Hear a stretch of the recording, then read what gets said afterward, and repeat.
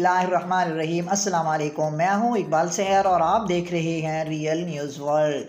नाजरीन, इस वक्त हम आपसे अफसोसनाक खबर शेयर कर रहे हैं। पेशावर में फायरिंग से नामवर आलिम-ए-दीन मौलाना एजाजुल हक शहीद हो गए हैं। मीडिया ज़राए के मुताबिक पेशावर में नामालूम मुलज़मान ने फायरिंग करके नामवर आलिम-ए-दीन मौलाना एजाजुल हक को शहीद कर दिया है। ज़राए के मुताबिक पेशावर बुडबीर में फायरिंग से आलिम-ए-दीन मुफ्ती मौलाना एजाजुल हक शहीद हो गए हैं, जबकि मुलज़मान बआसानी फ़रार हो गए। पुलिस ज़राए के मुताबिक मुफ्ती एजाज अहमद पर उस वक्त फायरिंग की गई जब वो नमाज के लिए घर से निकले थे। मौलाना एजाज अहमद की शहादत पर थाना बुडबीर में मकतूल के भाई की मुद्दईयत में मुकदमा दर्ज कर लिया गया है।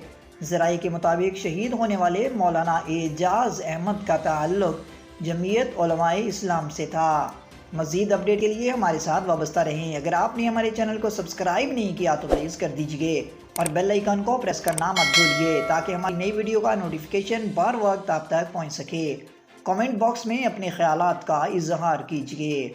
अल्लाह हाफिज़।